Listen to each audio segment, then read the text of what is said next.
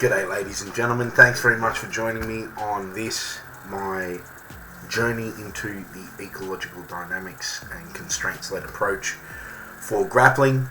I'm your host Sam Fields, and today I wanted to go through a couple of games that we played that were really effective in getting timing and also gave me a really good,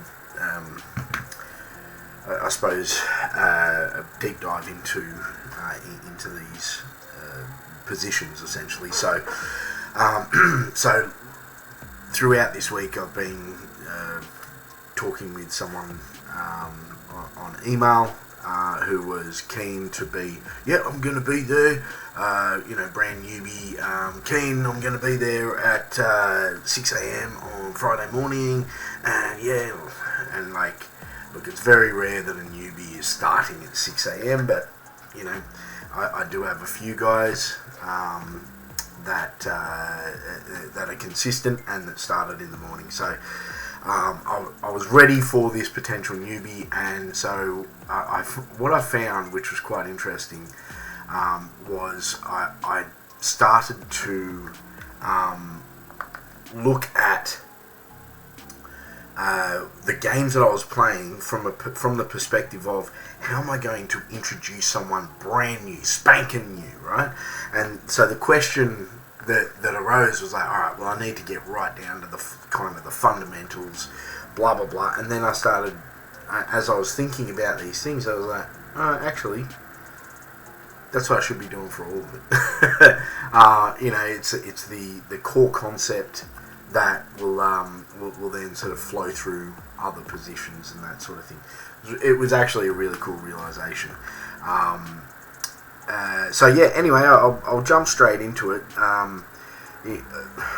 One thing, so I'm sure if you've been following this, you know that I have been, on numerous occasions, I have been kind of thinking about it the night before, and then in the morning getting into the gym and sort of writing out the plan, but having fairly sort of established what I'm looking to do the night before, and then just kind of working out the details of the games when I'm having a coffee at the gym prior.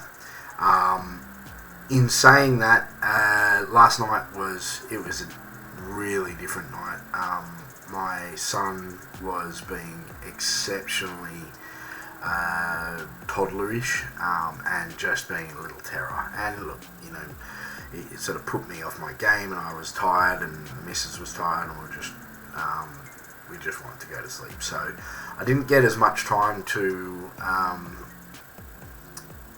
to do the thinking of it, but ended up waking up at like 4 o'clock and getting up and with a clearish head, ended up writing out what I'm looking to do, and so I had everything kind of written before I even left, which was great. But what I wanted to do is introduce any potential newbie to the concept of the three modalities: the standing, the guard, and the control or the pinning. And through those, give an introductory kind of game. So I was watching Primal MKE, if you get the chance to listen to him, and I think his name's Rafe Kelly.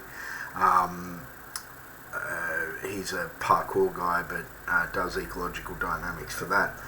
And they were discussing, some drills that they use for like striking and keeping distance, and basically identifying like when to shoot out the jab. So we started with that. Because that's a distance thing. If you can touch someone's shoulder, so that was all it was we just tried to touch the shoulder, and that just worked out distance, and it was cool seeing people be a bit more striking oriented. But I think next time what's going to happen is I want to do touching the shoulder and then touching the navel, essentially. I was going to do an arm drag style chest on the back of the shoulder like I've done in the past, but ended up because one of the guys was a bit late, and I really wanted to move on and do more of the side control stuff because it's side control week or side control fortnight.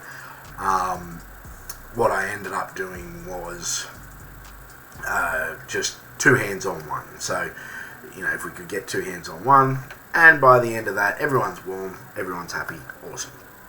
Not going to worry about those as games. Now, the half guard. So we in the guard portion of the day, there was essentially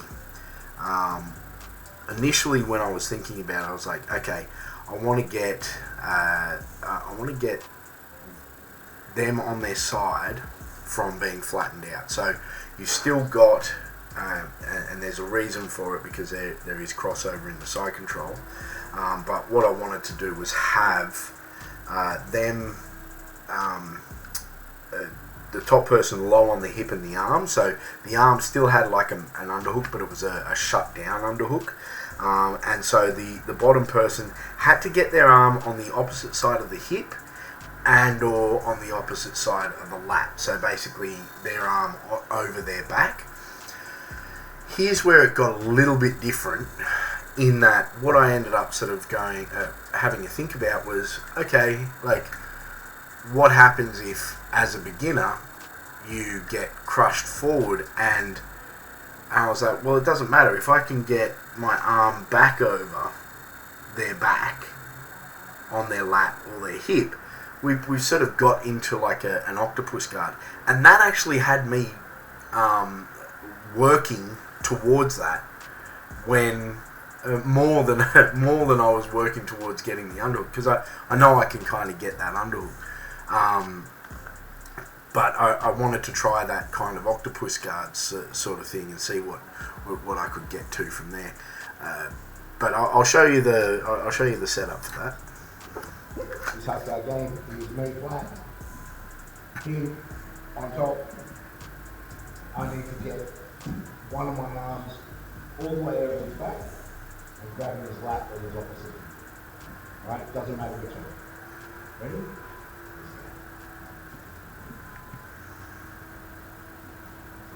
So, and a question was asked, so this was actually post, like after I'd shown, obviously, because you can see the guys already working it over here. I think I needed to probably spend a little bit less time. I think what I need to do is, when we've got 4, is rotate us all in, because what happened here was, even though we did end up rotating, like we switch partners, we like that, me not having any chance to sort of identify any issues there, that's a bit of a problem from a coaching perspective. But at the same time, like I'm using this time to improve myself as well. But still, anyway, but the question was asked, what happens if I get this arm, so I've trapped the opposite leg, what happens if I try and get this over that? And I said, look, if you can, awesome. What I know is that if I tried to get that, it's virtually impossible. So it's the arm that's on the other side over onto this lat here, or this hip here, or if I wonder if I actually do it, but we won't dive into it. But if he manages to squash me over and get my opposite arm on this side, then I could, as long as I get rid of this, and this was the challenge. So this is something that came up for me, is I purposely got my opposite arm over into this little pocket here, because that's what he wants, and that's what Aaron does to me quite a bit, right? Because then it makes it easier for him to execute a few things. But that crossface stopped me from getting up and doing the kind of the octopus guard. So anyway, sorry for the cough. I realise that hits decibels, so my apologies. So that was the first. That was a half guard game, and then now if we go here, I'm going to have to change the. Maybe if I make myself a bit smaller for you there, guys. Maybe if I do this as well. Yeah, I suppose all of you can see that by now. Alright, and we'll press play on this. He's Ecological. He's going to be low on my arm, so my hand's still here though. Alright, my goal, like a half guard game, is to get to the lat or the hip. Alright, now that's as good as, that's all I need at the moment. But if I can be here, even better. Alright, but him winning is if you get.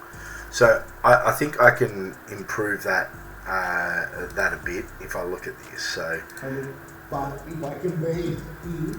So that if I said maybe, and my top knee in between his legs, that would have been a much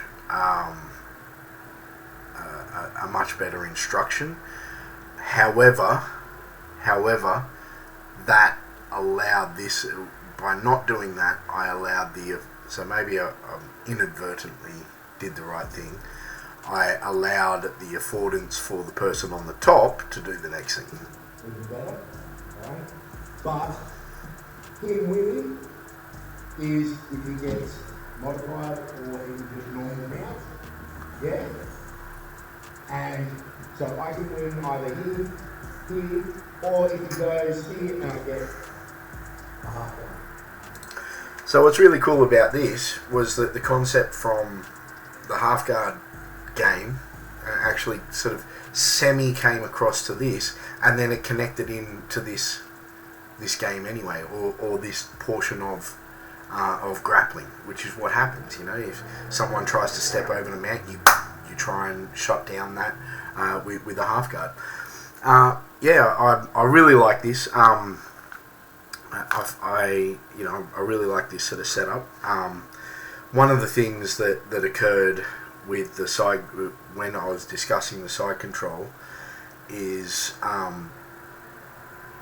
Paul. So Paul's one of our students. He actually asked. He said, what configuration should I have for my hands? And he was looking at Aaron when he said it, and I was like, well, it doesn't really matter. Whatever works for you to keep to keep your. Oh, sorry. I'll back up just 5 seconds. So Paul wasn't here all week, and we did the game that I showed, I think yesterday or the day before, where the goal of the person on top was simply to get the elbows at a 45-degree angle away from the body, and that was it. So the goal was to get elbows 45 degrees away from the body, and person on bottom was just to stop them doing that.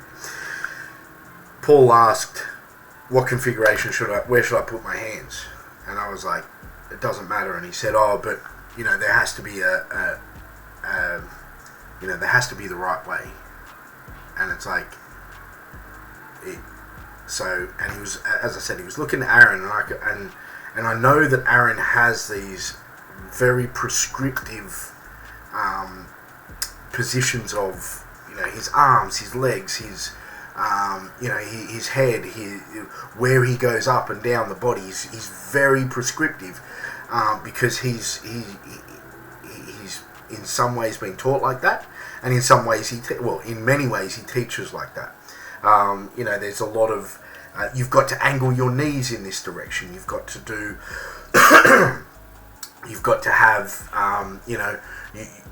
He talks about keeping your elbows in, and he's spoken to me at length with this. Like, no. Well, the reason why I'm so good at it is because I keep my shoulders back, and I'm like, and I do exactly what he's saying, and his elbow is like, it's in his body virtually. But with me, because I've got this nice little pec pad, definitely not a fat pad, but I've got a pad here that stops that from occurring, right? Well, hey, maybe it's my lats, maybe I'm fucking jacked, you know, I don't know. But the thing that that Paul was asking was, what is the prescription to keep your elbows in? And there is no prescription, right? There is numerous ways to stop yourself from getting your elbows. So it might be crunching over, it might be holding onto your arms, whatever the case might be. It's an environment slash, it's dependent on what's going on at the time. And I tried to explain that, and he was like, and he literally said, but I want to know what Aaron does. Okay, so it would seem to me that there is an element of I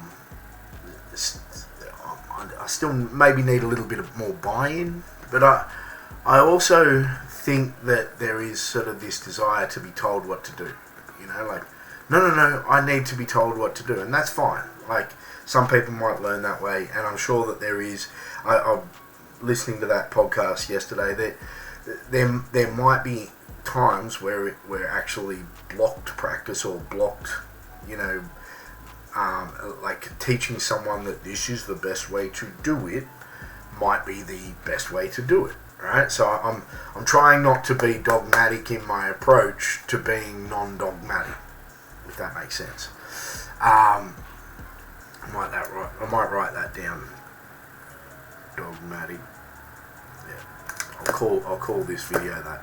But what I would say to anyone sort of doing this approach would be, like, don't be dogmatic, but also let them ask questions, but say, hey, look, we're going to do this now.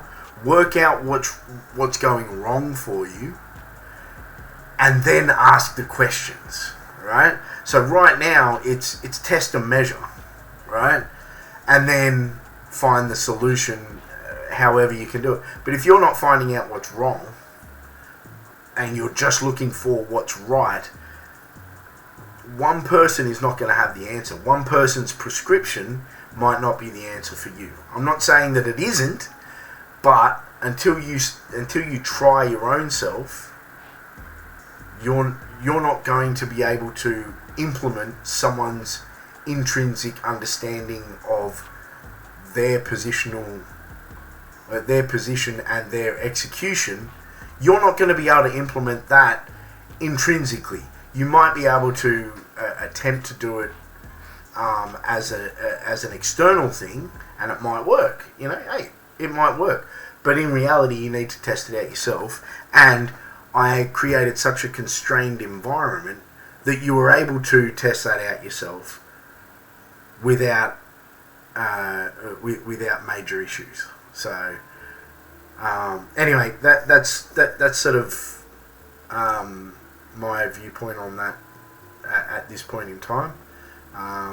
Yeah, hopefully you got something out of it. This one's probably the best one I've done so far, I think. Let me know in the comments below. Really appreciate you coming along for my journey through the ecological dynamics and constraints-led approach to grappling. Thanks very much. Peace.